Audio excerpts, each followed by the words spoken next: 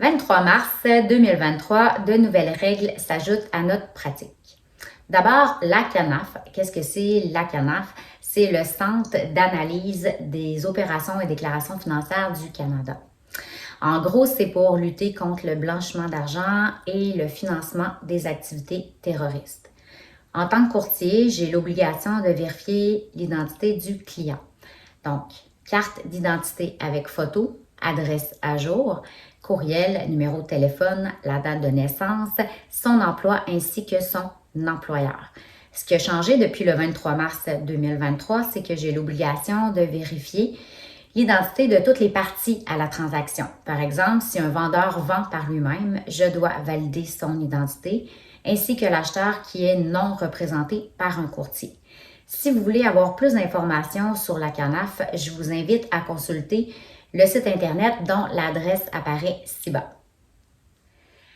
La mise en marché et les visites de la propriété doivent se faire sans délai. C'était la mode pendant les années de pandémie. Par exemple, si on voyait une propriété qui s'affichait un lundi, c'était mentionné dans la description « Visite à partir de vendredi jusqu'à dimanche ». Prise des promesses d'achat lundi midi. Donc, ça, on n'a plus le droit de faire ça. Je sais qu'on va le voir encore, mais sachez que c'est dans vos droits si, exemple, vous visitez un vendredi matin et que vous souhaitez que votre offre d'achat soit présentée le vendredi soir ou le samedi matin, c'est dans vos droits. Évidemment, le vendeur n'est pas dans l'obligation de vous répondre. On a aussi l'obligation de fournir un certificat de localisation qui décrit l'état actuel des lieux pour que l'acheteur puisse faire son offre d'achat en connaissance de cause. Donc, on sait que dans le marché, les maisons peuvent se vendre en 2-3 jours. Alors, dès la prise du mandat, on doit avoir un certificat de localisation à jour.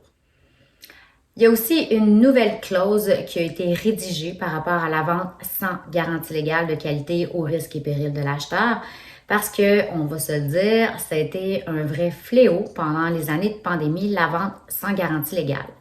Et je vais vous faire une capsule pour vous l'expliquer parce que c'est trop important.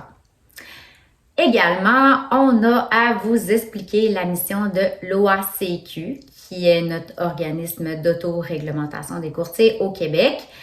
Un autre beau petit document à vous faire signer. Si vous avez trouvé l'information pertinente, je vous invite à liker et à vous abonner à ma page. Je vous dis à bientôt!